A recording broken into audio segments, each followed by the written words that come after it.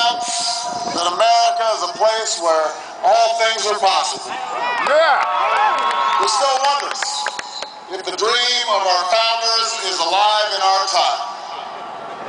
Who still questions the power of our democracy. Tonight is your answer.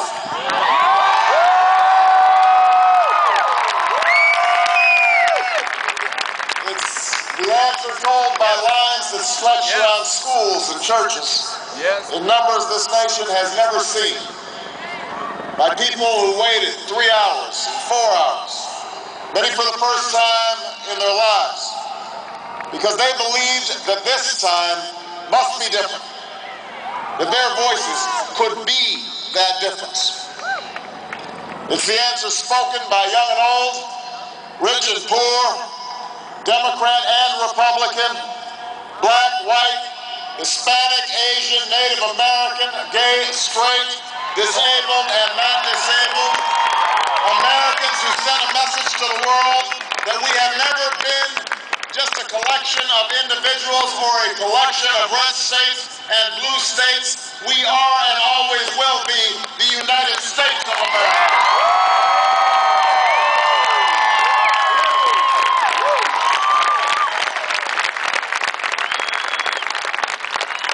It's the answer that led those who've been told for so long by so many to be cynical and fearful and doubtful about what we can achieve, to put their hands on the arc of history and bend it once more toward the hope of a better day.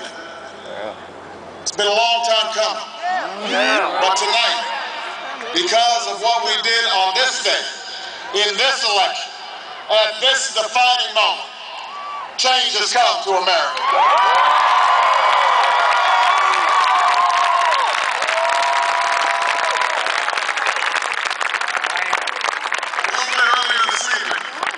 I received an extraordinarily gracious call from Senator McCain. Senator McCain fought long and hard in this campaign, and he's fought even longer and harder for the country that he loves.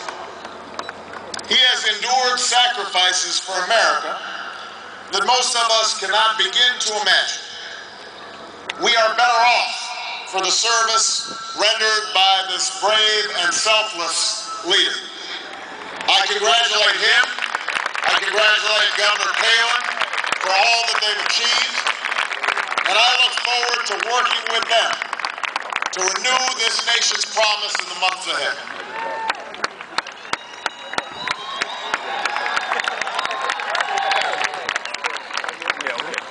I want to thank my partner in this journey, a man who campaigned from his heart and spoke for the men and women he grew up with on the streets of Scranton and rode with on the train home to Delaware. Oh boy, Joe. The Vice President-elect of the United States, Joe Biden.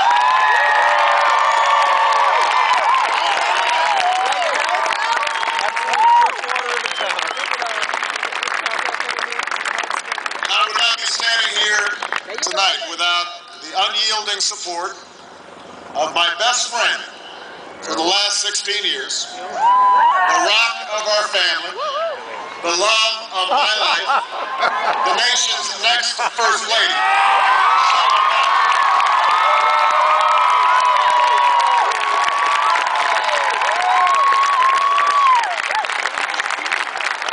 Sasha and Malia.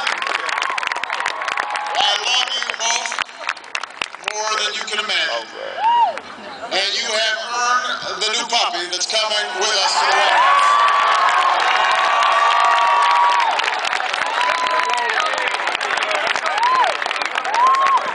And while she's no longer with us, I know my grandmother's watching.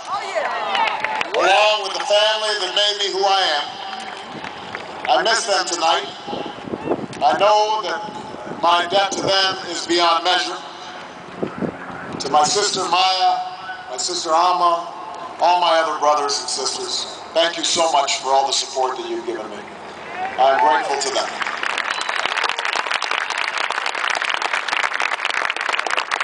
To my campaign manager, David Plouffe.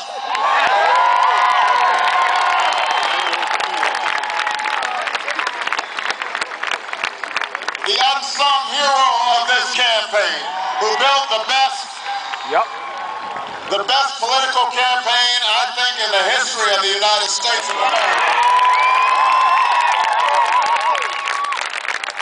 In your face, Carl Rove! Strategist David Axelrod has been a partner with me every step of the way. To the best campaign team ever assembled in the history of politics, you made this happen, and I am forever grateful for what you sacrificed to get it done. But above all, I will never forget who this victory truly belongs to. It belongs to you. It belongs to you. I was never the likeliest candidate for this office. We didn't start with much money or many endorsements. Our campaign was not hatched in the halls of Washington. It began in the backyards of Des Moines, in the living rooms of Compton, and the front porches of Charleston. It was built by working men and women who dug into what little savings they had. You get $5, $10, $20 to the cause. It grew strength from the young people who rejected the myth of their generation's apathy. And their homes and their families for jobs that offered little pay and less sleep. It drew strength from the not-so-young people who braved the bitter cold and scorching heat to knock on doors of perfect strangers. And from the millions of Americans who volunteered and organized and proved that more than 2 centuries later, a government of the people, by the people, and for the people has not perished from the earth. This is your victory.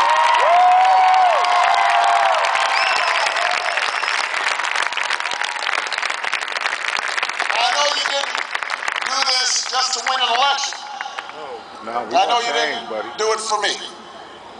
You did it because you understand the enormity of the task that lies ahead. For even as we celebrate tonight, we know the challenges that tomorrow will bring are the greatest of our lifetime. 2 wars, a planet in peril, the worst financial crisis in a century. Even as we stand here tonight, we know there are brave Americans waking up in the deserts of Iraq and the mountains of Afghanistan to risk their lives for us. There are mothers and fathers who will lie awake after their children fall asleep and wonder how they'll make the mortgage, or pay their doctor's bills, or save enough for their child's college education. There's new energy to harness, new jobs to be created, new schools to build, and threats to meet, alliances to repair. The road ahead will be long. Our climb will be steep. We may not get there in 1 year or even in 1 term. But America, I have never been more hopeful than I am tonight that we will get there. I promise you, we as a people will get there.